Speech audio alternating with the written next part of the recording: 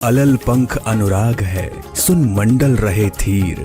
दास गरीब उधारिया, सतगुरु मिले कबीर। जगत गुरु तत्वदर्शी संत रामपाल जी महाराज जी के सानिध्य में संत गरीब दास जी महाराज के बोध दिवस के उपलक्ष्य में 2 मार्च से 4 मार्च 2023 तक महासत्संग समागम और विशाल भंडारे का आयोजन किया जा रहा है। इस भव्य कार्यक्रम का सीधा प्रसारण 4 मार्च 2023 को सुबह 9:15 बजे से साधना टीवी पर और सुबह 9:30 बजे से पॉपकॉर्न टीवी पर होगा। इस विशेष कार्यक्रम का सीधा प्रसारण आप हमारे सोशल मीडिया प्लेटफॉर्म्स पर भी देख सकते हैं, जो निम्न हैं।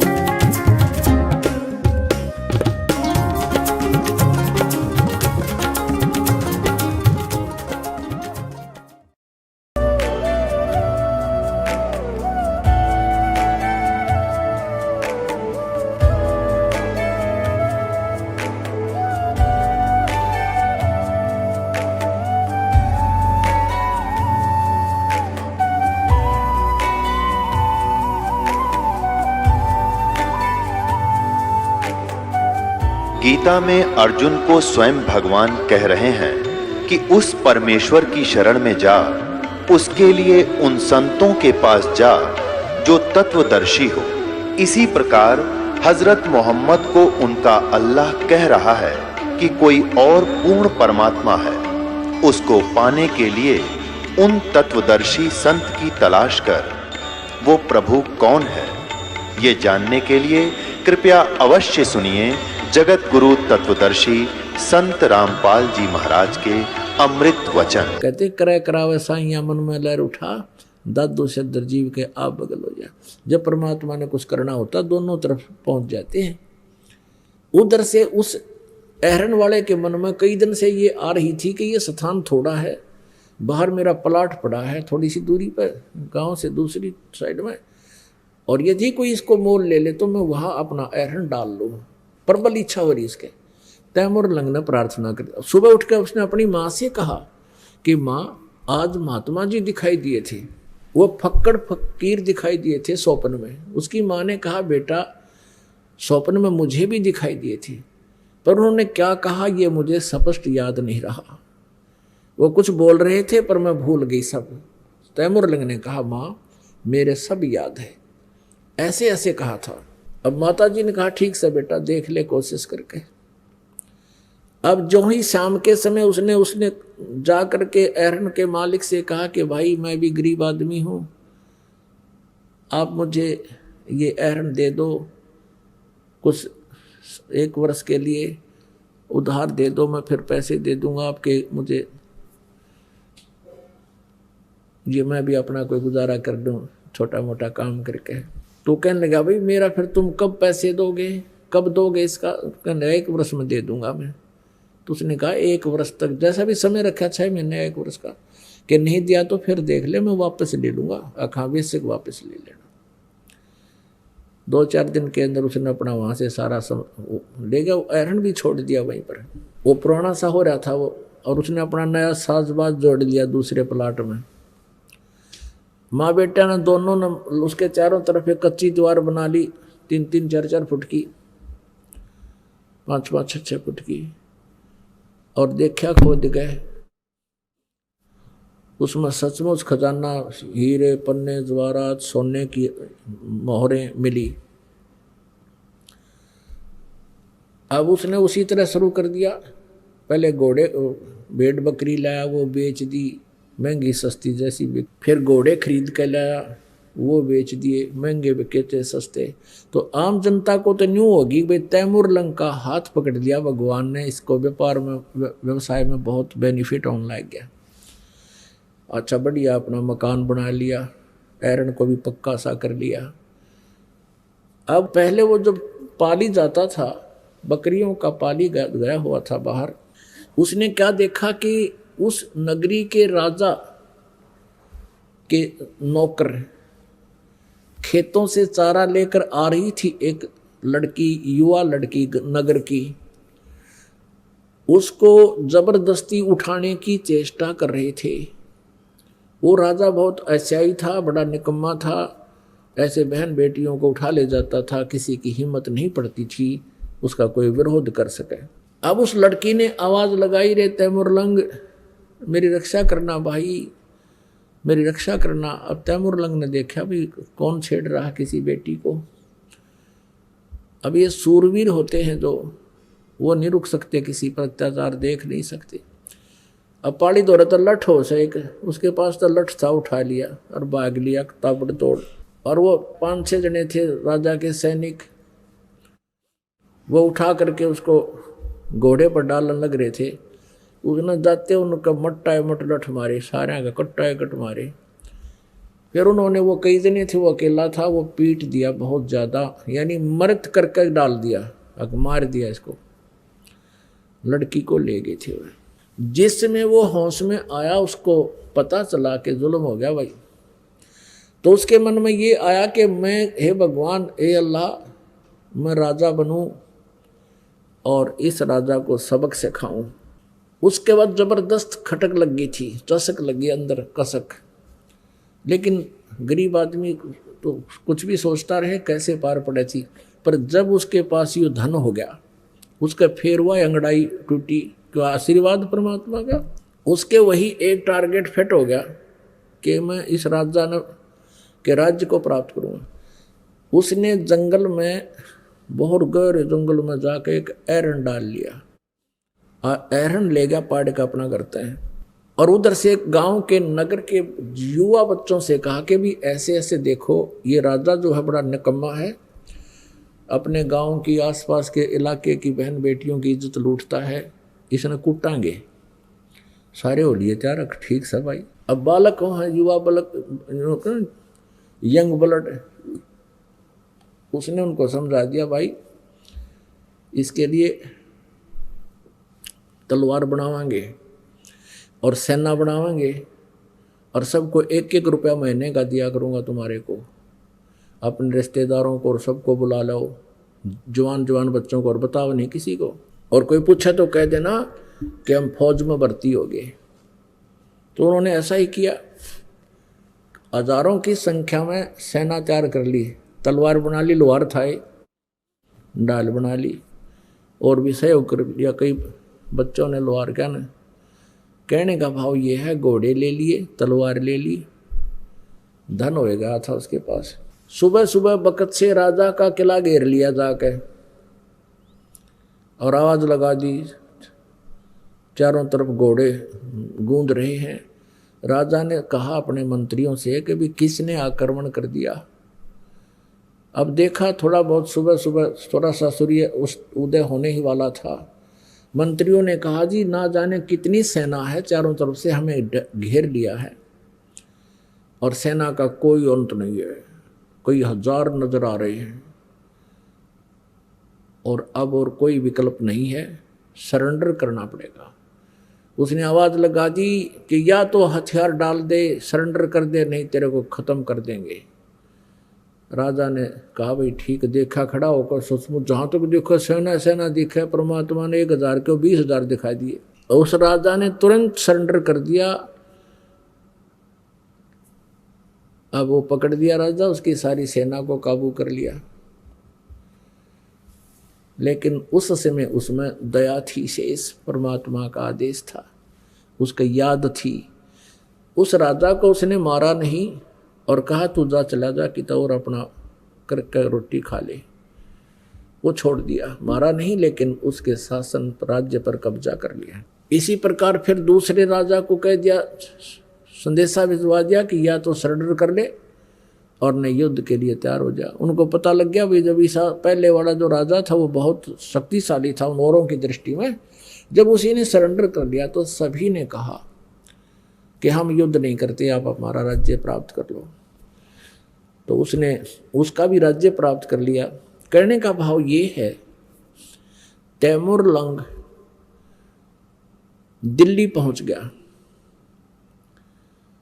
तैमूरलंग वहां से सेना लेकर के दिल्ली तक आ गया। दिल्ली के राजा को भगाकर, उसको पराजित करके वहां अपना एक नौकर, जैसे वायसराय छोड़ देते थे पहले, ऐसे एक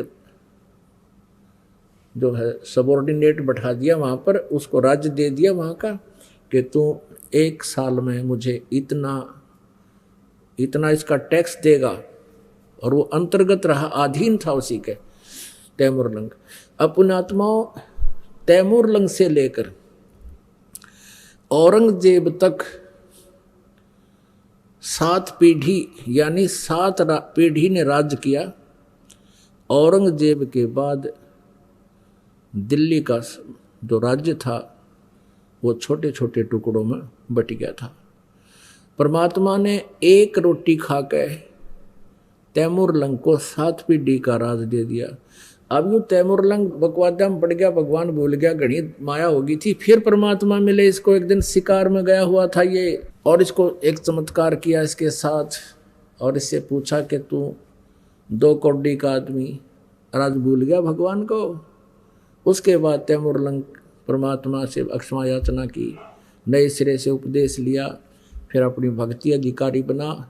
और अब कहते हैं जब देखो परमेश्वर कबीर देव जी ने एक रोटी तैमूरलंग को दीनी, ताते 7 बादशाही लीनी, एक रोटी खाकर 7 पीढ़ी का राज दे दिया। और श्री कृष्ण जी ने एक मुट्ठी चावल खा कर केवल एक मकान बनाया था सुदामा जी का। अपनात्माओं, गीता जी अध्याय नंबर 2 के श्लोक नंबर 46 में कहा कि अर्जुन, जिस समय तुझे पूर्ण परमात्मा समर्थ भगवान की जानकारी हो जाएगी, उससे परिचित हो जाएगा, उस समय तेरी आस्था इस प्रकार रह जाएगी जैसे बहुत बड़े जलाशय की प्राप्ति के उपरांत छोटे जलाशय में जैसी श्रद्धा प्राणी की रह जाती है। जैसे एक छोटा सा जलाशय तालाब होता है, एक छोटा सा जोहड़ होता है जिसमें वर्षा हो जाती है तो वो भर जाता है, और उस पर पहले सभी व्यक्ति, सभी मनुष्य, पशु पक्षी इन जलाशयों पर आश्रित रहते थे, उसी से अपना गुजारा करते थे, उसी से पीते थे, उसी से ले जाकर नहाते स्नान करते थे, उसी से अपना कोई पेड़ पौधे की सिंचाई करके उनको फलों के योग बनाते थे। और कहते हैं उन व्यक्तियों को जो उस छोटे तालाब पर, जलाशय पर आश्रित हैं, यदि उसमें 1 वर्ष वर्षा ना हो तो वो सूख जाए और उसके आश्रित भी पीड़ित हों, उसके आश्रित भी मृत्यु को प्राप्त हो जाएं, प्यास से मर जाएं। और उन व्यक्तियों को कोई बहुत बड़ा जलाशय यानी बहुत बड़ी झील जिसमें 10 वर्ष वर्षा ना हो तो भी जल समाप्त ना हो, और उनको वो झील मिल जाए, उसका पता लग जाए जलाशय का, फिर उन व्यक्तियों की श्रद्धा जैसी उन छोटे तालाबों में रह जाएगी। अब अंडरस्टूड है पुण्यात्मा, जिस व्यक्ति ने वो जलाशय मिल गया उस समय में, तो तुरंत वहां से अपना ठाक गुदड़ और वहां पहुंच जाएंगे उस झील के किनारे पर। कोई ना रहा उस जोड़ के ऊपर 1 वर्ष वर्षा ना हो तो भी सूख कर आश्रित भी मरे। कहने का भाव ये है कि उन तालाबों का जल बुरा नहीं था, वो छोटे जलाशय बुरे नहीं थे, लेकिन पर्याप्त नहीं थे। इसी प्रकार ये ब्रह्मा विष्णु महेश, रजगुण ब्रह्मा, सतगुण विष्णु, तमगुण शिव जी और इनके पिता ये ब्रह्म, इनको हम बुरा नहीं कह सकते कि इनमें कोई शक्ति नहीं, लेकिन इनकी क्षमता से हम परिचित हो गए, इनके सामर्थ्य से हम परिचित हो गए कि ये हमें कितना सुख दे सकते हैं। ये हमारे कर्म में परिवर्तन नहीं कर सकते, हमारे भाग्य में जो भी दुख है तो दुख ही देंगे। ये अपनी तरफ से कोई परिवर्तन नहीं कर सकते, इनकी इतनी सामर्थ्य नहीं है, ये प्रारब्ध में परिवर्तन नहीं कर सकते। और समर्थ परमात्मा, पूर्ण परमात्मा कबीर देव जी कहते, मासा घटे न तेल बधे, विद ना लिखे जो लेख, साचा सतगुरु मेट कर ऊपर मारे मेखो। समर्थ का शरणाग हो रंग होरी हो, कबू न हो ऐ काज राम रंग होरी हो। बोलो सतगुरुदेव। परम पिता परमात्मा पूर्ण ब्रह्म, सारी सृष्टि के रचनहार कुल मालिक कबीर देव जी, कबीर साहिब जी, ये हम सब आत्माओं के जनक हैं, ये हम सभी के हितैषी हैं।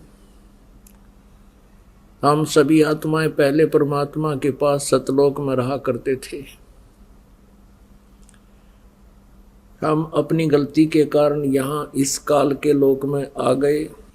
यहाँ आने के बाद हम इसी व्यवस्था में रंगे गए हैं। हमारी बुद्धि यहीं तक सीमित हो गई है। जन्म और मृत्यु तो होता ही है। संतान और उत्पत्ति हमारा परम कर्तव्य है, इनका पालन पोषण करना। और फिर हमारी बेशक मृत्यु हो जावे, कोई दिक्कत नहीं। परमेश्वर कबीर जी पूर्ण ब्रह्म सारी सृष्टि के रचनहार, ये हमें आकर के ज्ञान कराते हैं कि तुम गलत स्थान पर रह रहे हो। कहते हैं आगे गए न बावड़े, रहते भी सब जा, और बिन साहिब की बंदगी कहीं ठोर ठिकाना ना। कि पहले जो मृत्यु को प्राप्त हो चुके वो चले गए, और बाकी जो शेष है उनको भी एक दिन चला जाना है। बिन साहिब की बंदगी, साहिब माने परमेश्वर, सत्य पुरुष, पूर्ण ब्रह्म, कंप्लीट गॉड, पूर्ण परमात्मा की भक्ति बिना कहीं ठोर ठिकाना ना, यानी कहीं पर भी आप जी स्थिर नहीं हो, स्थायी नहीं रह सकते। आज आप अपने परिवार में कितनी अच्छी तरह सेट हो, प्रत्येक प्राणी बहुत अच्छी तरह अपने घर में, परिवार में और समाज के अंदर बहुत खुशी के साथ रह रहा है। और ये पता होते हुए कि हम कभी भी मृत्यु को प्राप्त हो सकते हैं, फिर भी नो प्रॉब्लम, नो टेंशन। या कोई बात हुई, ये एक विशेष विचारणीय विषय है ये जो हम भूल रहे हैं। यहां हम स्थिर हुए बैठे हैं, हम ये मानकर बैठे हैं कि 80-90 वर्ष तो हम सेट हैं। बताइए कि थ्योरी हुई हमारी या क्या सोच हुई? 80-90 वर्ष तो हम सेट हैं, फिर कहाँ हो गए, फिर कहाँ जाएंगे? तो परमात्मा कहते हैं चलने से पहले सोच रे भाई, तुम कहाँ करोगे विश्राम। कोई भी प्राणी घर छोड़ने से पहले किसी दूर देश में जाता है तो पहले ही वो आइडिया लगा लेता है कि किसी धर्मशाला में रुकूंगा, या कोई रिश्तेदार या मित्र प्यारे का कोई एड्रेस, उसका पता नोट करता है, वहां रात काटूंगा। परमात्मा कहते तुम संसार छोड़कर जाते हो, कभी चिंता ही नहीं करते कि आगे हमारा कहाँ विश्राम होगा। इससे बड़ी नालायकी और क्या होगी, इससे बड़ी भूल आपकी क्या होगी। तो पुण्यात्माओं, सत्संग में ये ज्ञान होता है, आत्म ज्ञान होता है और परमात्म ज्ञान होता है। अभी तक हमें केवल अज्ञान सुनाया गया था ऋषि मंडलेश्वरों के द्वारा। ये अध्यात्म ज्ञान से परिचित नहीं थे, ये तत्व ज्ञानहीन अर्थात ज्ञान नेत्रहीन अंधे थे। ये केवल कहते थे आत्म चिंतन करो, आत्म ज्ञान हो जाता है तो जीव का कल्याण हो जाता है। आत्म चिंतन का अर्थ है, आत्म ज्ञान का अर्थ है अपने विषय में जानकारी, तू कौन है, कहां से आया था और इस जन्म मृत्यु के चक्कर में तू कैसे फंसा हुआ है। ये तो है आत्मज्ञान। और परमात्म ज्ञान भी, कौन है परमात्मा, कैसा है भगवान, कहाँ रहता है, उसकी क्या पहचान है, उसका प्रमाण कहाँ है जो हम भगवान बताने जा रहे हैं कि ये है परमात्मा, ये है कंप्लीट गॉड, पूर्ण परमात्मा। तो वो कहाँ प्रमाणित है, और फिर उसका पता जब लग जाता है तो वो परमात्म ज्ञान है। तो आज सत्संग सुबह चल रहा था, आपने सत्संग में सुना कि परमात्मा को पहचानने के लिए उसके कुछ लक्षण होते हैं। आपको बताया गया कि श्री कृष्ण जी अर्थात विष्णु जी श्री राम और श्री कृष्ण रूप में अवतरित हुए थे, जन्म लिया था, और उन्होंने जो लीलाएं की उन्हीं के आधार से हमने उनको भगवान मान लिया। अब परमात्मा के ये लक्षण नहीं होते जिन सीमित लक्षणों से हमने प्रभु संज्ञा में उनको ले रखा था। जैसे श्री रामचंद्र जी ने कौन सा अद्वितीय काम किया जो हम सुना करते थे कि समुद्र के ऊपर पुल बना दिया था। जब लंका पर चढ़ाई करनी थी सीता जी को छुड़वाने के लिए और 33 करोड़ देवताओं की बंद छुड़वाने के लिए, जो काल इसने रावण ने बंद कर रखे थे अपनी कैद में 33 करोड़ देवता। अब वो पुल कैसे बना था? श्री रामचंद्र जी से पुल नहीं बना था, तभी तो वो समुद्र में खड़े होकर के समुद्र से ही याचना कर रहे थे कि मुझे रास्ता दे दो, और 3 दिन तक घुटनों पानी में खड़ा होकर श्री रामचंद्र जी ने समुद्र से याचना की, लेकिन वो नहीं माना। तब उसको जलाने के लिए अग्निबाण छोड़ना चाहा। तब समुद्र विपर रूप धारण करके बाहर आया और कहा श्री रामचंद्र जी से कि आप मुझे मत जलाओ, इसमें बहुत बड़ा संसार बसा हुआ है। आपकी जो समस्या है उसका समाधान नल और नील के पास है।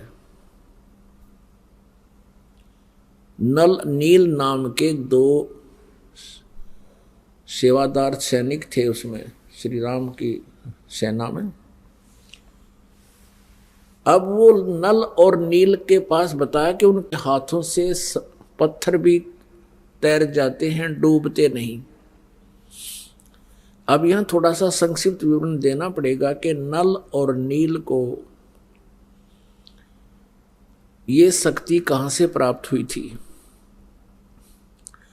नल और नील ये दोनों आपस में मुसेरे भाई थे, यानी मौसी के बेटे थे। इनकी माताएं बहन थी। इन दोनों के ऊपर एक बहुत बड़ा भयंकर कष्ट था, 3 ताप का। सभी ऋषि महर्षियों से इन्होंने याचनाएं की थी, और देसी वैद्य जितने भी वैद्य थे आयुर्वेदिक, उनसे भी उन्होंने ट्रीटमेंट कराया, कोई राहत नहीं मिली। फिर ऋषि महर्षियों और झाड़ फूक करने वालों से सब जगह उन्होंने अपना इलाज करवाया, कोई राहत नहीं मिली। अब ऋषि महर्षियों ने, संतों ने ये बता दिया कि तुम्हारे ये प्रारब्ध में लिखा हुआ, तुम्हारे भाग्य में लिखा हुआ है, इसको कोई नहीं मिटा सकता। नल और नील तुम्हें आजीवन भोगना पड़ेगा। वो महादुखी थे। जिस व्यक्ति को ये पता लग जाए कि तेरा रोग लाइलाज है, असाध्य हो चुका है, तो उसकी स्थिति वो स्वयं ही जान सकता है। फिर भी आत्मा के अंदर एक विशेष कसक होती है, उसको परमात्मा का दिया हुआ एक विशेष ज्ञान होता है उसको, आत्मा को, कि परमात्मा हमारे सब दुखों को दूर कर सकता है। इसलिए इसको इतना जवाब मिलने के बाद भी ये प्रयत्नशील रहती है। इसी उद्देश्य से नल और नील कबीर परमेश्वर जी के सत्संग में चले गए। उस समय त्रेता युग में परमेश्वर कबीर देव जी मुनिंदर नाम से आए हुए थे। मुनिंदर ऋषि नाम से प्रगट थे, सहश्री रहते हैं परमात्मा। और मुनिंदर ऋषि जी की उन्होंने कहीं कई जगह से महिमा सुनी थी कि बड़े महापुरुष हैं, उनके आशीर्वाद से भयंकर से भयंकर रोग समाप्त हो जाते हैं, भाग्य बदल देते हैं वो प्रभु।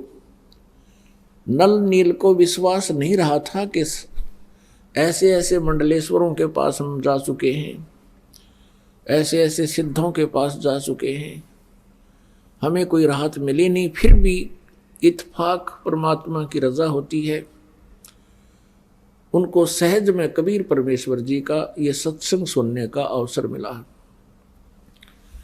ज्यों ही परमेश्वर के चरणों में उन्होंने नमस्कार किया, परमेश्वर ने आशीर्वाद दिया, दोनों के वो रोग ठीक हो गए, कति स्वस्थ हो गए। बड़े अचंभित हुए, चरणों में पड़ के रोने लगे। हे परमात्मा, आप कहाँ छुपे थे? सारी कहानी बताई कि हमारे को सब ने ये जवाब दे दिया था कि अब तुम्हारा कहीं इलाज नहीं है। हे परमेश्वर, आपने बहुत दया करी हम दुखी दीनों पर। तब परमेश्वर ने कहा, बेटा ये तो एक कष्ट दूर हुआ है, आपके भाग्य में तो बहुत कष्ट हैं। असंख्य जन्मों से तुम जन्म और मर रहे हो। उसका परमानेंट ट्रीटमेंट ये है कि आप उपदेश लो हमारे से, अन्यथा और इससे भयंकर आपत्ति भी आप पर आ सकती है। अब नल नील ने कहा, भगवान हम आपके शिष्य, आप हमारे गुरु, हमें उपदेश दे दीजिए। परमेश्वर ने उपदेश दे दिया और कहा, बेटा सत्संग में आते हैं साधु संत भक्त, कोई रोगी बीमार, क्योंकि कबीर परमेश्वर के पास भी दुखी प्राणी ज़्यादा आते थे, कोई लंगड़े लूले, कोई अंधे गूंगे, कोई वृद्ध बीमार। तो कहते थे भगवान के भाई इनकी सेवा किया करो, परमात्मा की आत्माएं हैं। तो नल और नील वृद्धों के, बीमारों के बर्तन कपड़े साफ करने के लिए सत्संग के दौरान, सत्संग के दिनों में जब वो वहाँ आकर भंडारा होता था वहीं रुकते थे। दरिया के किनारे सत्संग हुआ करते थे। तो वो क्या करते थे, उनके बर्तन कपड़े ले जाते। पहले साबुन वगैरह होते नहीं थे, पहले कपड़े को बहुत देर तक जल में गीला करना पड़ता था और बर्तनों को भी ऐसे ही पहले पानी में भिगो दिया करते थे। तो दरिया के किनारे उन कपड़ों को वो दोनों कुछ पत्थर के नीचे दाब देते थे और जल में भिगो देते थे। ऐसे ही बर्तनों को पानी में डबो करके रख देते थे।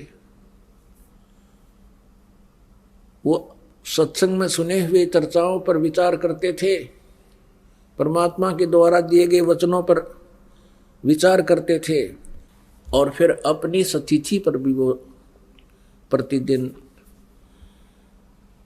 जो है चिंतन करते थे, हमारी क्या बुरा हाल था, हमारा कोई जीवन नहीं था। नल नील आपस में बतलाते थे, परमात्मा आए हैं, जनता पता नहीं कब समझेगी, कहते हैं कोई मानता नहीं है। इस तरह की चर्चा वो किया करते थे।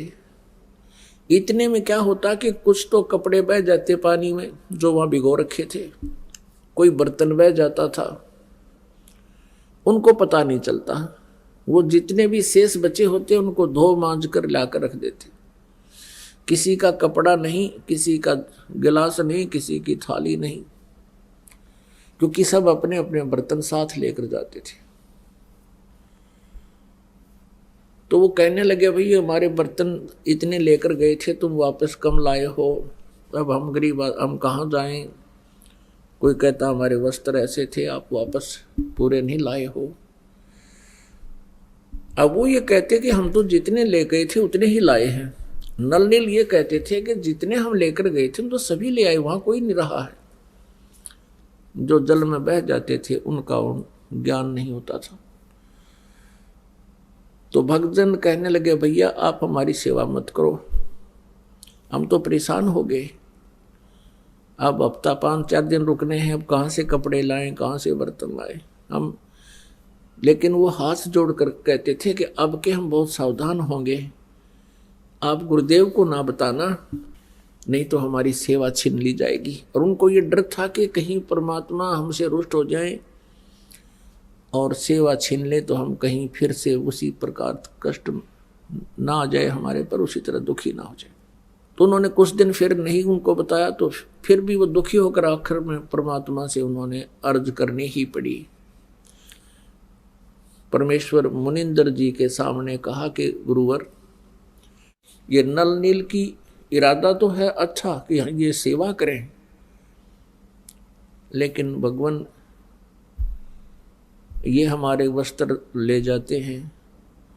वहाँ देखने वालों ने बताया कि ये वहाँ बैठ कर के परमात्मा की चर्चा करने लग जाते हैं, कपड़े और बर्तन दरिया में बह जाते हैं। हमारी इतनी अर्ज है, इनसे प्रार्थना, इनसे आदेश दे दो, ये हमारे वस्त्र और कपड़े ना ले जाओ, हम अपने आप कर लेंगे जैसा हमसे बनेगा। इनका इरादा गलत नहीं प्रभु, ये ध्यान मस्त हो जाते हैं, आपके वचनों को सुन सुनकर गदगद होते हैं, कभी रोते हैं कभी हंसते हैं। जब नल और नील को ये पता चला कि आज तुम्हारी शिकायत हो गई है और गुरुदेव कहीं तुम्हारी सेवा ना छीनने और नाराज ना हो जाए, हाथ जोड़कर खड़े हो गए, कहने लगे प्रभु अवश्य हमसे भूल बनी होगी, लेकिन हमारा इरादा ठीक है प्रभु, हम चाहते हैं सेवा करें। और परमात्मा के चरणों में गिरकर रोने लगे कि हमारी सेवा ना छीनना परमेश्वर, हम बहुत ध्यान देंगे। वो शिकायत करता कहते भगवान ये प्रत्येक बार ऐसा ही बोलते हैं और ये वहाँ जाकर के भूल जाते हैं, भगवान की चर्चा में ये ज़्यादा ही मस्त हो जाते हैं, इनके बस की बात नहीं। तो परमात्मा ने देखा और कहा कि बेटा तुम्हारी सेवा नहीं छीनते, खूब सेवा करो। आशीर्वाद दे दिया कि आज आपके हाथ से जल के अंदर कोई भी वस्तु नहीं डूबेगी, पत्थर भी क्यों ना हो। उस आशीर्वाद से, उसके बाद परमात्मा के आशीर्वाद से नल और नील के हाथों से छोड़ा गया पत्थर भी जल पर एज इट इज रुक जाता था, चाहे उसके ऊपर कोई खड़ा हो जाए। और तो कहना ही क्या, कपड़े थाली वो एज इट इज वहीं रहते थे जब तक वो स्वयं उठा नहीं लेते। तो उनकी समस्या हल हुई। इस चीज का पता था इस समुद्र देव को। उसने आकर रामचंद्र जी से कहा कि आपकी सेना में नल और नील नाम के दो संत हैं, भक्त हैं, और उनके हाथों में ऐसी शक्ति है कि उनके द्वारा छोड़ा गया पत्थर मेरे ऊपर एज इट इज रुक जाएगा। अब नल और नील को बुलाया गया। अपने आत्माओं, ये जीव मार खाता है भक्ति के इस मार्ग में। काम, क्रोध, मोह, लोभ, अहंकार ये विष का काम करते हैं। उसमें नल और नील की जो महिमा होनी थी उसको देखकर नल और नील बड़े प्रसन्न हो गए, फूले नहीं समाये कि हमारे को भगवान श्री रामचंद्र जी ने पुकारा है। और कहा रामचंद्र जी ने कि भी क्या तुम्हारे हाथों से पत्थर तैर जाते हैं? दोनों ने कहा हाँ जी। कहा भी ठीक है, हमें एक एक्सपेरिमेंट करके दिखाओ, ट्राई करो। उन्होंने उठाया, पत्थर जल पे रखा, वो डूब गया। नल ने रखा वो भी डूब गया, नील ने रखा वो भी डूब गया। अब समुद्र की तरफ श्री रामचंद्र जी ने देखा, शायद वो कहना चाह रहे हो कि समुद्र तो झूठ बोल रहा है, इनके हाथों में कोई शक्ति नहीं। अब समुद्र ने कहा कि भगवान इनके हाथों में शक्ति थी, लेकिन आज इन्होंने अवश्य कोई त्रुटि की है। तब समुद्र ने कहा कि नल नील आज तुमने क्या गलती कर दी। दोनों ही वो बहुत अचंभित थे कि आज क्या हो गया हमें। फिर उनको याद आया कि आज हमने अपने गुरुदेव को याद नहीं किया।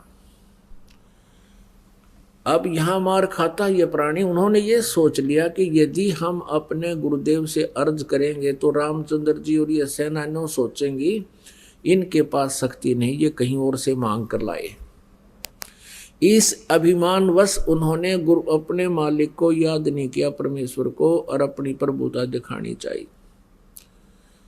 वो उनके हाथों से वो पावर गई। अब समस्या ज्यों की तो तब नल और नील ने परमात्मा को याद किया, मुनिंदर जी को याद किया। गुरुदेव अक्षमा करो, हमसे कोई भूल बनी है, अक्षमा करो, हमसे कोई भूल बनी है। और श्री रामचंद्र जी पर तो दुख का पहाड़ टूटा हुआ था, उसने भी अर्ज की परम पिता से, परमेश्वर से। हम सभी आत्माएं उसी परमेश्वर की हैं। और पुण्यात्माओं कहते हैं, जहां जन की महिमा सुनो तहां मैं गवन करंत, तो मुझे पुकारते हैं। पिछले संस्कारी कोई हंस होते हैं, उनके लिए भी कहते हैं, मैं तुरंत वहां पहुंच जाता हूं। मुनिंद्र रूप में परमेश्वर कबीर जी सामने आते हुए नजर आए। नल और नील का ध्यान उधर गया जिधर परमात्मा रहे थे।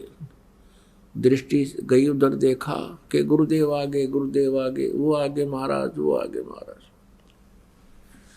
सभी ने देखा एकटक सामने एक महापुरुष ऋषि आ रहे हैं। नल और नील ने दंडवत प्रणाम किया। श्री रामचंद्र जी ने भी चरण लिए। श्री रामचंद्र जी ने कहा कि भगवान, आज आपके शिष्यों से ये पत्थर नहीं तैरे, जल के ऊपर पत्थर नहीं तैरे। परमेश्वर ने कहा कि आज के बाद इनके हाथों से ये तैरेंगे भी नहीं, क्योंकि इनके अंदर अभिमान आ गया। ये भूल गए भगवान को, ये स्वयंभू बनना चाहते थे। आज के बाद इनके हाथों में कोई पावर नहीं रहेगी। अब परमात्मा याद दिलाते हैं कि जैसे माता गर्भ को रखे यतन बनाए, ठेस लगे तो क्षीण होवे तेरी ऐसे भक्ति नसाए। जैसे माता, गर्भवती माता, पेट में बालक होता है, वो बहुत चिंतित रहती है। रात्रि के समय करवट लेते समय भी वो उधड़क जाती है कि कहीं मेरे बच्चे पर जोर तो नहीं आ गया, मेरा गर्भ नष्ट तो नहीं हो जाएगा। चलती है तब भी ऊंचे नीचे पर पैर रखकर बहुत ध्यान से चलती है, कहीं मेरा बच्चा, मेरा गर्भ ना खराब हो जाए। तो ऐसी सावधानी करने से माता अपने गर्भ को प्रफुल्लित करके एक लाल प्राप्त कर लेती है, बेटी या बेटा। तो यहां परमात्मा कहते हैं, जैसे माता गर्भ को राखे यतन बनाए और ठेस लगे तो छिन्न हो तेरी ऐसे भक्ति जावे। तो इस प्रकार आप जी ने अपनी भक्ति को बचा के रखना है।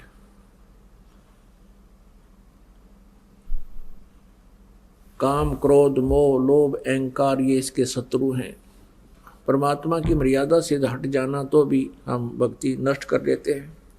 परमेश्वर कबीर जी से श्री रामचंद्र जी ने कहा कि भगवान, ऐसे ऐसे कहानी सारी अपनी जो ना कहानी सुनाई कि मैं रामचंद्र हूँ, दशरथ पुत्र,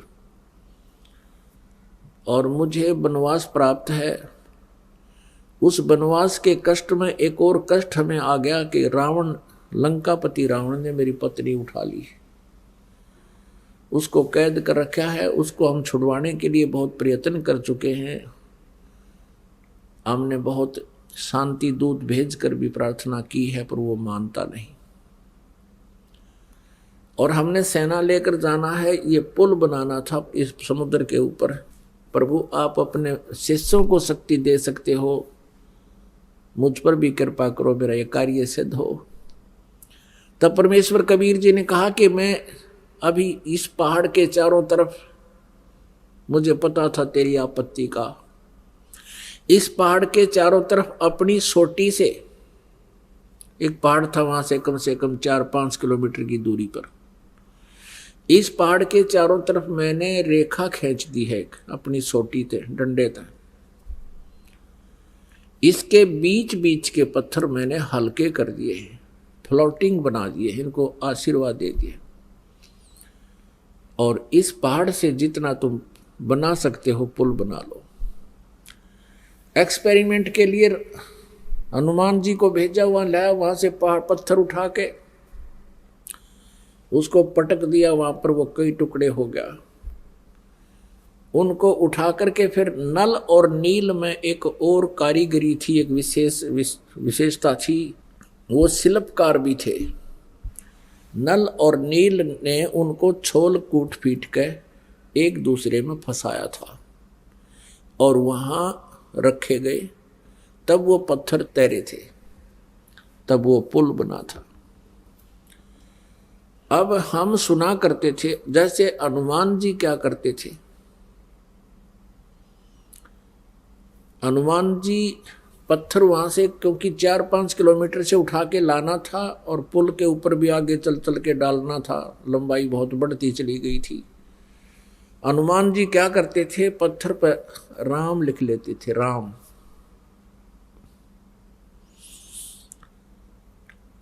और स्वयं भी अपना मंत्र जाप करते हुए चल पड़ते थे।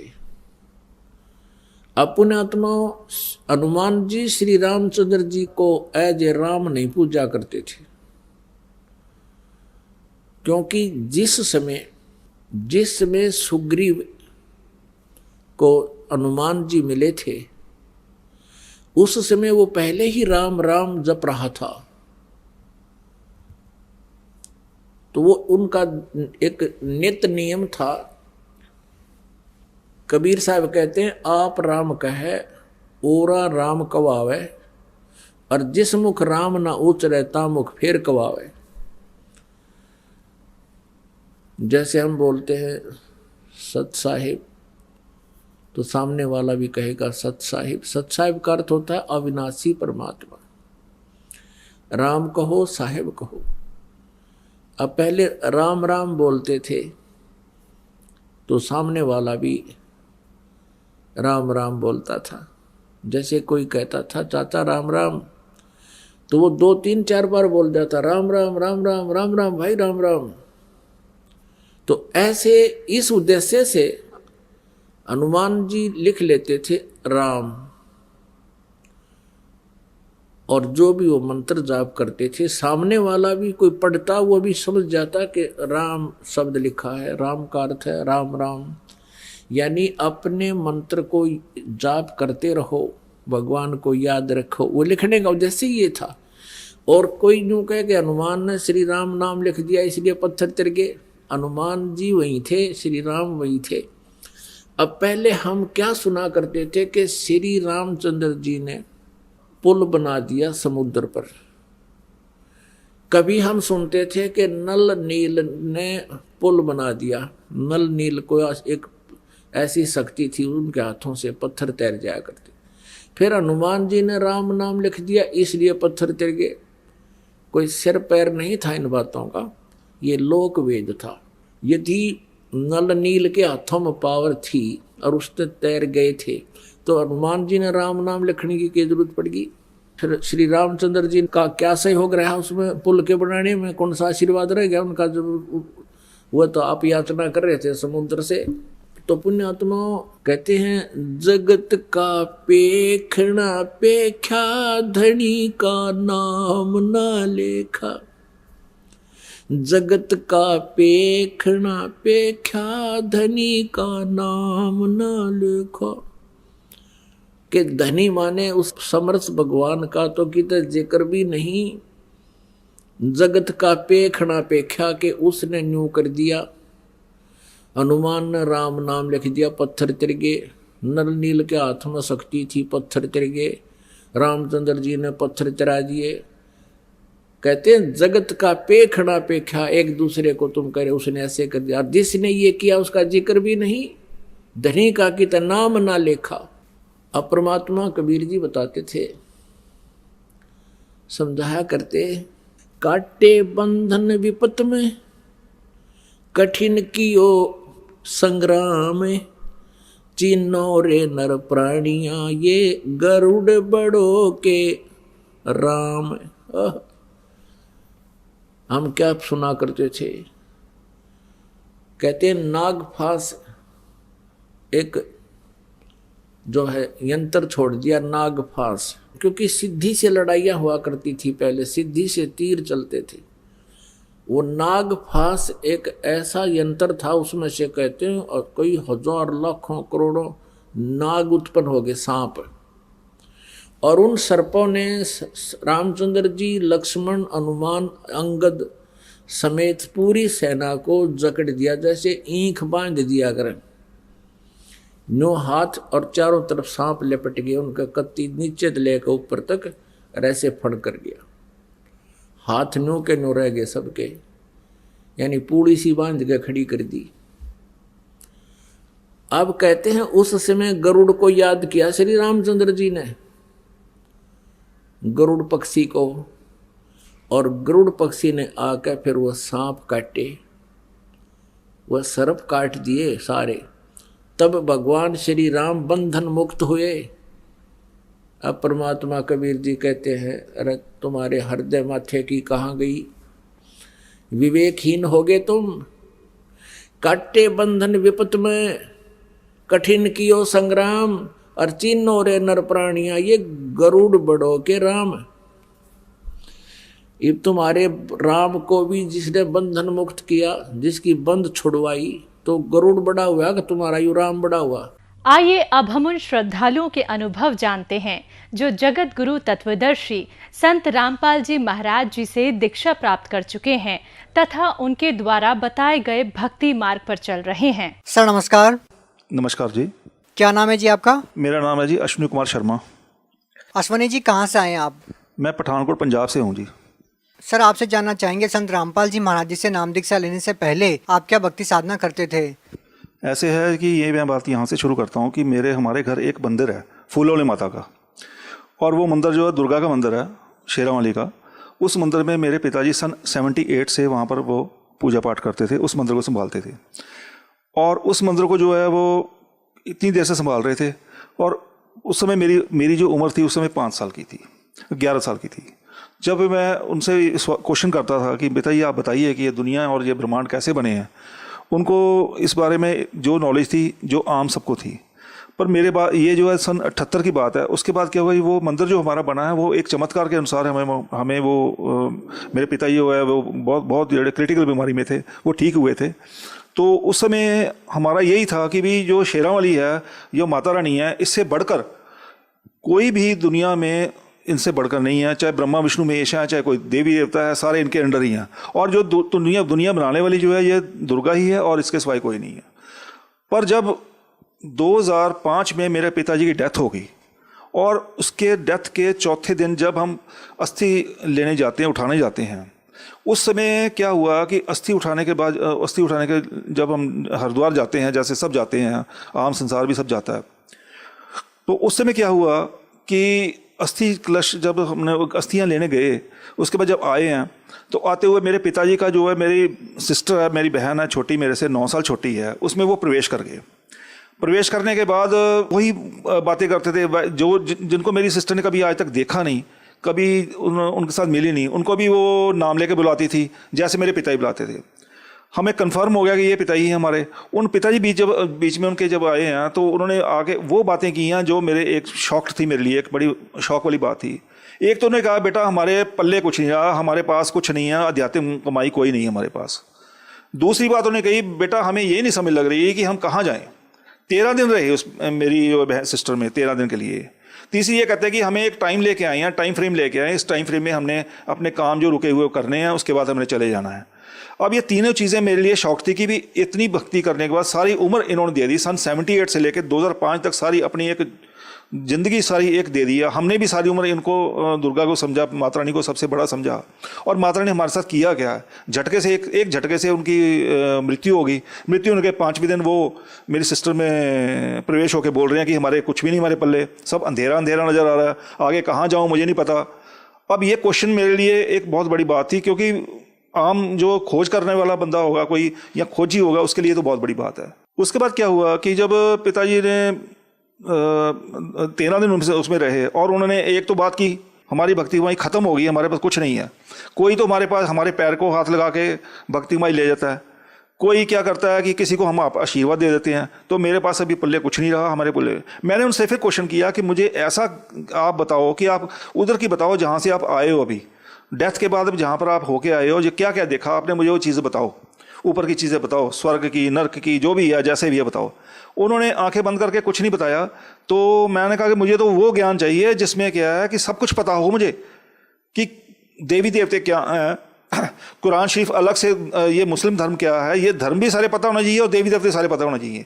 मुझे उस भगवान का भी पता होना चाहिए कि जो भगवान जिसने सबको बनाया है, और वो शक्ति भी पता होनी चाहिए जिस शक्ति से चलता है। क्या वो माता रानी है, क्या वो दुर्गा ही है, कि कोई और है। पर इस चीज़ का जो है वो अब नहीं पता लगा, क्योंकि उनको इस चीज़ का नहीं, वो बता नहीं पाए। उन्होंने क्या किया, मुझे अपना नाम उपदेश दे दिया कि ये नाम उपदेश ले लो, ये नाम उपदेश लेके आप भक्ति करो और इस भक्ति के कारण फिर आपको पता लग जाएगा, सारा कुछ पता लग जाएगा। पर मुझे उससे कोई लाभ नहीं हुआ। मैंने क्या किया, मेरे पास कोई सोर्स नहीं था। मैंने ये मन में बैठान ली कि अगर तो या तो मेरे पिताजी से बराबर कोई होगा, वो इस क्वेश्चंस का आंसर सबका देगा, इस प्रश्नों का सारा आंसर देगा। और दूसरी बात कि या तो उनसे बड़ा होगा, वो देगा। इसी खोज के कारण मैंने जितने भी सत्संग टीवी पे आते हैं, चाहे वो सुधांशु जी महाराज के आते हैं, चाहे आसाराम जी के आते हैं, चाहे वो मुरारी बापू जी के आते हैं, चाहे वो किसी भी धर्मगुरु के आते हैं, मैं देखना शुरू कर दिया। और मैंने क्वेश्चन सेट कर लिए कि ये क्वेश्चनों का आंसर जो दे देगा वो या तो मेरे पिताजी से बड़ा होगा या वो मेरे पिताजी के बराबर होगा। तो ये क्वेश्चन का आंसर किसी ने नहीं मुझे दिया। सर, हम आपसे ये जानना चाहते हैं कि आप इतनी सारी भक्ति साधनाएं करते थे, आप बता रहे हैं कि आपके पिताजी कठिन साधना करते थे, आपके पिताजी चमत्कार करते थे, आपके पिताजी के बराबर आप किसे मानते नहीं थे। आपका मानना था कि अगर आपके पिताजी के बराबर कोई मिले और उनसे आगे की कोई बात बताने वाला मिले तो आप उसको मानो। तो ये जो आपकी आध्यात्मिक खोज थी वो कैसे पूरी हुई? ऐसे है कि मेरे यहाँ छोटा सा बिजनेस करता हूँ, मेरी छोटी सी दुकान है। उस दुकान के सामने एक लड़का रहता है, वो मोबाइल का काम करता है। उससे मैं सत्संग लिया, हर सत्संग लेता था। कभी मैं राधा स्वामी का, कभी मैं निरंकारी धर्म का, ऐसे सत्संग। एक बार उन्होंने मुझे दे दिया संत रामपाल जी महाराज का। अब वो ऑडियो थे सारे सत्संग, वो ऑडियो सत्संग जब मैंने सुना तो उसमें मुझे सबसे, क्योंकि मैं मानता था दुर्गा को, मैं मानता था शेरावाली को। अब क्या है कि मुझे सबसे ज़्यादा शौक लगा जब उन्होंने ऐसे क्वेश्चन का, ऐसी चीज़ें बतानी शुरू कर दी कि दुर्गा जो है माता रानी का, जो दुर्गा का पति है, और शेरावाली जो है ये ब्रह्मा विष्णु इनके बच्चे हैं। अब ये दोनों चीज़ें जो थी मेरे गले नहीं उतर रही थी, क्योंकि मेरे पिछला ज्ञान जो मेरे गले में फंसा हुआ था या मेरे चढ़ा हुआ था वो रंग नहीं देना था। और इतने चमत्कार देखे थे, ये मानने के मेरा मन मानने को नहीं हुआ। फिर मैंने इस बात के ऊपर पूरी खोज करनी शुरू की। मैं इनका सारा ज्ञान देखूंगा और इनसे जाकर बात करूंगा कि आप देवी देवताओं की इनकी क्यों बुराई करते हैं, ऐसे क्यों उनको बोलते हैं कि ये ब्रह्मा विष्णु महेश है, इनका जन्म मृत्यु होती है, दुर्गा जो है इनकी माता है, काल इनका पति है, ऐसी बातें ये करते हैं, ये क्यों करते हैं। इनसे सिर्फ मैंने एक क्वेश्चनिंग करने के लिए तैयारी करने लगा कि मैं इनके सत्संग देखने के बाद वो सारी चीज़ें इकट्ठी करूंगा और इनके पास जाके इनसे बात करूंगा। हुआ क्या, इसी दौरान जब 2005 में पिता चल गए, 2011 मेरे माता ही चले गए, और उसके बाद जब 2013 में वही सत्संग मिला ना, 7 महीने लगातार 14 घंटे पढ़ाई करके संत रामपाल जी महाराज के जो सत्संग थे उनको मैंने सुनता था और लिखता था। लिखने के बाद वो जो पेज बताते थे कि ये गीता का यहाँ से ये श्लोक नंबर ये है, जो वेद में लिखा है, वेद में ऋग्वेद में यहाँ पर ये लिखा है, कुरान शरीफ में ये लिखा है, या बाइबल में यहाँ लिखा है, तो वो सारे छानबीन शुरू कर दी मैंने और बुक्स मंगानी शुरू कर दी। जहाँ जहाँ से मुझे सोर्स मिला मैंने सारा चेक किया इनका। तो क्या हुआ, 7 महीने 14 घंटे पढ़ाई करने का ये नतीजा हुआ मेरा। मुझे आज परमात्मा ने ये बता दिया कि तेरे पिताजी डेथ के बाद कहाँ बैठे हैं, और ये भी बता दिया कि तेरी माँ भी कहाँ बैठी है, अभी उसकी गति नहीं हुई, वो यहीं पर घूम रहे हैं। क्या कारण मानते हैं उनकी गति नहीं हुई, उनका मोक्ष नहीं हुआ? देखिए, सबसे बड़ी बात तो यह है कि आम समाज ये बात चमत्कार को नहीं समझेगा। मेरे लिए तो बहुत बड़ा चमत्कार था कि मुझे ये पता लग गया कि मेरे पिताजी कहाँ बैठे हैं या मेरी मम्मी कहाँ बैठी है। पर अगर कोई आदमी, अगर कोई भी व्यक्ति अगर इसके अध्यात्म ज्ञान को ध्यान से सुनेगा और समझेगा और समझने की कोशिश करेगा तो उसको पता लग जाएगा कि वो कहाँ बैठा है, किसकी पूजा कर रहा है, किसकी करनी चाहिए, किसकी नहीं करनी चाहिए। हमें दुर्गा की पूजा भी करनी है, हमें किसी शिव जी की पूजा करनी है, किसी उसके एक मंत्र है, उसको बुलाने का एक तरीका है और वो अपने आप लाभ देंगे। पर ये है कि जो पूर्ण परमात्मा है, या पूर्ण परमात्मा जैसे संत रामपाल जी धरती पर एक अवतार लेके आए हुए हैं, उनकी भक्ति जो है वही, उसी साधना से सब कुछ मिलेगा।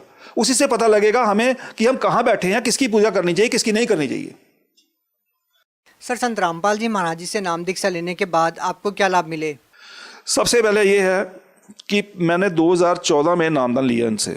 2015 में 7 महीने लगातार 14 घंटे पढ़ाई करने के बाद जब मैंने नामदान लिया तो उस समय मेरे ऊपर जो मेरी कोई ऐसे कमेटियाँ डाली होती थी पैसे रुपए की, वो सारी कमेटियाँ मेरी मर गई।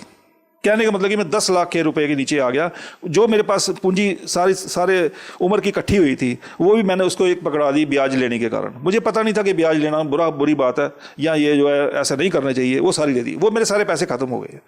अब जो लोग जिनके पैसे मैंने लगवाए थे उस कमेटियों में उस ब्याज के तौर पे, वो मुझे जानते थे, मेरे थ्रू लगे थे, तो ये है कि वो मैंने देने थे उनके। अब कहाँ से देता, काम मेरा है नहीं था, कारोबार मेरा है नहीं था। मैंने फिर इस बंदी छोड़ परमात्मा संत रामपाल जी के ऊपर कहा, मैंने मन में कहा कि हे परमात्मा बंदी छोड़, अब मेरी कोई और बाजू पकड़ने वाला नहीं है, कोई भी देवी देवता ये वो कोई नहीं है, आप मेरे लिए भगवान समान हो, अब परमात्मा ही हो, आप प्लीज़ मुझे इस समस्या से उबारो।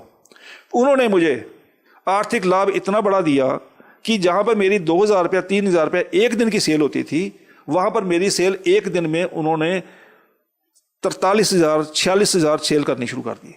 वो सेल एक महीने में मुझे मेरे एक महीने में कितने मेरे कर्जे उतरने शुरू हो गए, लोगों के पैसे देने शुरू कर दिए। आज मुझे उनके नामधन लिए तो हो गया, मुझे उनके कर्जे देने के बावजूद भी आज मैंने प्लॉट भी ले लिया, आज मैंने अपना और चीज़ें 5-10 लाख रुपए जोड़ भी लिया। तो 3-4 साल में लोग कहते हैं मंदी है, लोग कहते हैं कि जो पूरा विश्व है मंदी की ग्रस्त में है। तो मुझे परमात्मा ने ऐसे चमत्कार दिए हैं कि मुझे अगर 100 रुपये मैं जेब में होता, 100 रुपये खर्चता हूँ, तो बाद में 100 रुपये फिर बचता है। अब ये कैसे बचता है, ये संत रामपाल जी महाराज जानते हैं। संत रामपाल महाराज जो है, उनकी दया से सब कुछ हो रहा है। उन्होंने ही बताया। सर, ये तो रही आर्थिक लाभ की बात। आपसे जानना चाहेंगे कि जैसे कि कई लोगों को भूत प्रेत की समस्याएं होती है, कोई नशे से ग्रस्त होता है, बहुत सारी समस्याओं से लोग घिरे होते हैं, क्या इस प्रकार के कोई लाभ भी आपको मिले हैं? देखिए, मैं तो शुरू से नशा करता नहीं था, क्योंकि हमारे घर मंदिर है, तो शुरू से हमारे वहाँ पर बैन है। हम तो लहसुन प्याज भी नहीं खाते थे, तो मीट तो दूर की बात है। तो ये जो नशे की जो लत है, ये आदमी को उस समय छोड़ती है जब उसको ये पता लगता है कि इस ज्ञान, अगर मैं नशा करूँगा तो मुझे क्या उसके ऊपर जो मुझे क्या दुख मिलेगा, क्या परेशानी मिलेगी। सर, आपने नाम और ज्ञान की बात की, लेकिन उसके बावजूद आपने बताया कि मेरे को ये चमत्कार हुआ और लोग भी चमत्कार ही चाहते हैं। और आपने बताया कि आपके पिताजी चमत्कार करते थे और जिस मंदिर के पुजारी आपके पिताजी रहे हैं और उस मंदिर के द्वारा भी चमत्कार हुए हैं, तो लोग तो चमत्कार को ही मानते हैं ना। तो फिर संत रामपाल जी महाराज जी से नाम दीक्षा क्यों लेंगे? देखिए, ऐसे दोनों चमत्कार में फ़र्क है। एक चमत्कार मेरे पिताजी जो करते थे, या बाकी जो झाड़ फूक करते हैं, कोई भभूति देता है, कोई कुछ काम करता है, ये करता है, वो चमत्कार में और इनके चमत्कार में फ़र्क है। लाभ तो जैसे कि आपने बताया था कि जो मंदिर बनाया था आपके घर में, वहाँ पर लोग जाते थे, उनको भी लाभ मिल जाते थे। हाँ जी, वहाँ पर मिलते थे, पर टेम्पररी फेस के ऊपर है ना। वो टेम्पररी फेस क्या है कि कोई आया, उसको फ़र्क पड़ गया, हाथ लगाया, उन्होंने कुछ दिया, ठीक हो गया थोड़ा सा। अब घर जाने के बाद 2 महीने बाद फिर वही हाल हो गया। पर यहाँ पर तो किसी का होता ही नहीं है, एक बार ठीक हो गया तो बस वो ठीक ही ठीक है, उसके बाद कोई परेशानी नहीं होती उसको। क्या संत रामपाल जी महाराज जी की भक्ति करने से मोक्ष भी मिलेगा? जी, ये 100% बात है जी। मोक्ष जो है, मोक्ष कहते हैं छुटकारा। छुटकारा किससे? छुटकारा मृत्यु तो हर किसी की होनी है, मृत्यु के बाद कहते हैं, सब लोग कहते हैं छुटकारा हो गया, पर एक्चुअल में जब ज्ञान समझ लगेगा तो पता लगेगा कि उसके बाद छुटकारा नहीं होता। उसके बाद आगे 84 लाख योनियाँ शुरू हो जाती हैं। 84 लाख योनियाँ 43,20,000 साल में कंप्लीट होती हैं, जिसमें एक मनुष्य की योनि जो है 60-70 साल की, जो बड़ी दुखदाई है, तो बाकी जीवों के क्या हाल है।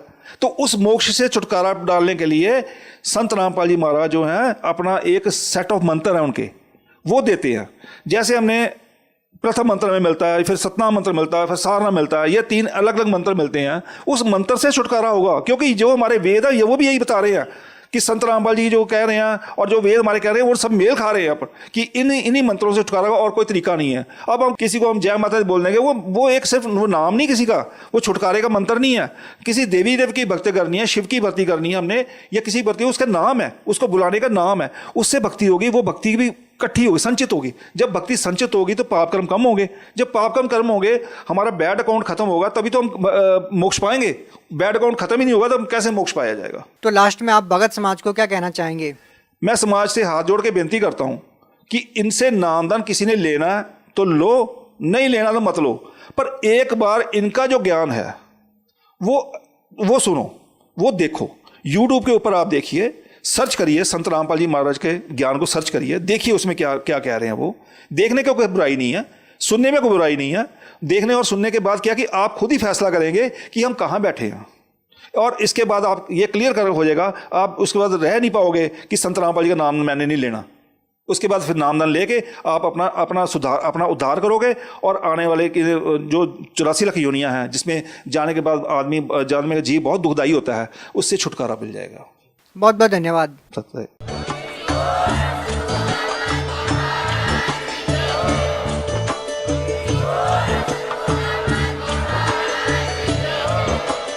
आप सुन रहे थे जगत गुरु तत्वदर्शी संत रामपाल जी महाराज जी के मंगल प्रवचन। अधिक जानकारी के लिए विजिट कीजिए हमारी वेबसाइट www.jagatgururampalji.org। संत रामपाल जी महाराज जी के शुभ आशीर्वाद से पूरे विश्व भर में 500 से भी ज्यादा नाम दीक्षा केंद्र हैं, जिन पर संत रामपाल जी महाराज जी द्वारा ऑनलाइन निशुल्क नाम दीक्षा दी जा रही है। अपने नजदीकी नाम दीक्षा केंद्र का पता करने के लिए संपर्क करें 8222880541।